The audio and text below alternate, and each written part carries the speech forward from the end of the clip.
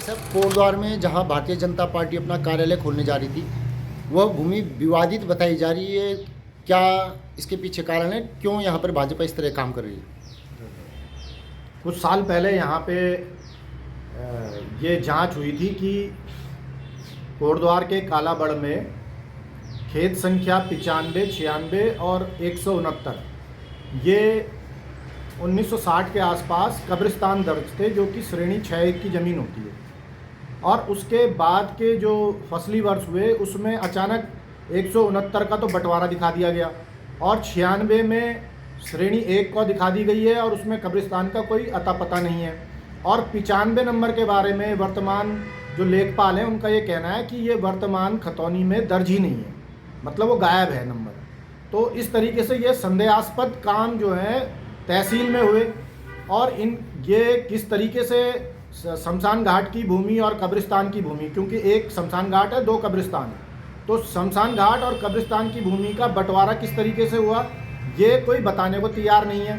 और ऐसा कोई कागज़ नहीं है जो विधिक रूप से इस तरीके का जो फर्जीवाड़ा हुआ है उसको सही साबित कर दे।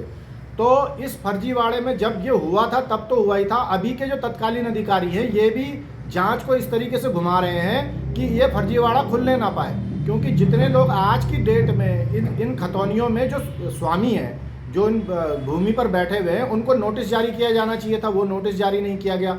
और सुप्रीम कोर्ट का कहना है कि जो छल कपट और विद्वेषपूर्ण कार्रवाई जो होती है उसमें नोटिस जारी करने की भी जरूरत नहीं है, उस पर भी नहीं किया गया। जो विलोपित खाता 95 नंबर है उसको आज तक ये उसका विलोपन खत्म नहीं कर पाए, जबकि वो पोको 23 में ठीक हो सकता था।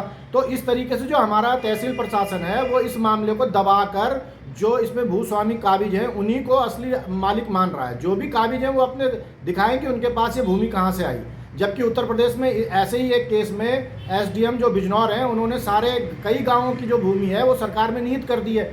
और एक प्रकरण ये भी सामने में आया है कि जो भारतीय जनता पार्टी ने कार्यालय के लिए जमीन खरीदी है उसमें जो एक खेत संख्या है वो 96 है और 96 खेत संख्या पर ही वाद चल रहा है कि ये कब्रिस्तान की भूमि थी। तो ये बात तो जांच करनी चाहिए थी कि भाई भारतीय जनता पार्टी ने जब 96 नंबर खेत में खरीद की है और जब इन्होंने नोटिस जारी किए हैं तो इन्होंने भारतीय जनता पार्टी को नोटिस जारी क्यों नहीं किया, जबकि उसने 96 नंबर में खरीद की हुई है। तो कैसे खरीद की, वो वाकई 96 नंबर में है नहीं है, ये बात तो जांच के बाद पता लगेगी। पर जब तहसील प्रशासन इस बात की जांच ही नहीं कर रहा है कि भारतीय जनता पार्टी ने जो 1 बीघा जमीन खरीदी है और उसमें 96 नंबर का जो उल्लेख किया है उसमें 96 नंबर आखिर कैसे आया, तो और क्यों आया और क्यों नहीं नोटिस भेजा और क्यों नहीं जांच की। तो एसडीएम कोटद्वार के द्वारा इसकी कोई जांच नहीं की गई। तहसीलदार द्वारा भी लगातार मामला दबाया गया है।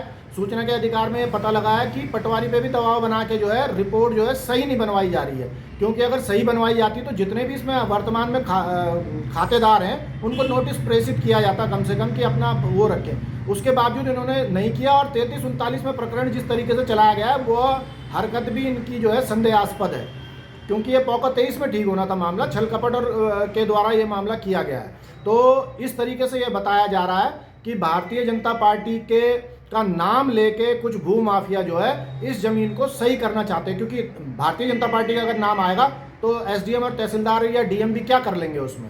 तो सीधी सी बात है कि मामले को दबाने की कोशिश होगी, इसलिए भारतीय जनता पार्टी को बदनाम किया जा रहा है। और भारतीय जनता पार्टी के बड़े नेताओं को ये चीज़ देखनी चाहिए कि उनके नाम की आड़ में कहीं जो कब्रिस्तान और शमशान घाट की भूमियां हैं उनको खुर्द-बुर्द ना किया जाए।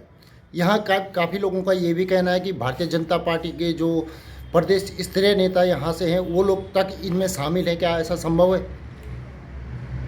देखिए, पर्दे के पीछे क्या है उसकी बात नहीं हो सकती, परंतु जिन लोगों ने इस सौदे को कराया है उन्हें ये तो पता ही रहा होगा कि ये सौदा किस तरीके से हुआ है। तो इसलिए जो लोग यहाँ के स्थानीय लोग हैं और जो आज प्रदेश स्तरीय नेता हो गए हैं वो कहीं ना कहीं उनको ये बात पता थी और उन्होंने भारतीय जनता पार्टी के जो बड़ा नेतृत्व है, उच्च नेतृत्व है, उसको इस बात का संज्ञान नहीं दिया कि ये इस तरीके से है। तो ये माना जा सकता है कि भारतीय जनता पार्टी के नाम की आड़ में कुछ लोग जो है अवैध कब्रिस्तान की ज़मीन को वैध बनाना चाह रहे हैं। एक तरफ तो पुष्कर धामी जी मुख्यमंत्री उत्तराखंड वो सरकारी ज़मीनों को छुड़ाने के लिए, अतिक्रमण हटाने के लिए बुलडोजर चलवा रहे हैं, वहीं दूसरी तरफ इस तरह के मामले सामने आ रहे हैं, इस पर आप क्या कहेंगे?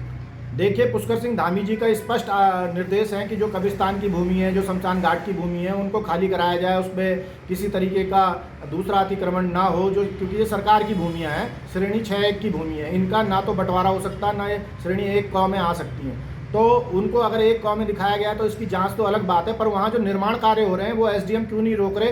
ये साफ बताता है कि ये तो मुख्यमंत्री के आदेशों की अवहेलना कर रहे हैं कि निर्माण कार्य जब आप ये मान चुके हो और जांच कर रहे हो कि भाई कब्रिस्तान की भूमि है, तो कम से कम जब तक ये वाद है तब तक तो निर्माण कार्य ना हो। मगर एसडीएम अगर निर्माण कार्य नहीं रोक रहे हैं तो ये साफ बता रहा है कि सीएम का कोई खौफ नहीं है उनके मन में, और जो उनके आदेश भी हो रखे हैं सीएम के, एक जो टास्क फोर्स बनाई गई है उसका अनुपालन भी जो है एसडीएम कोटद्वार के द्वारा नहीं किया जा रहा है।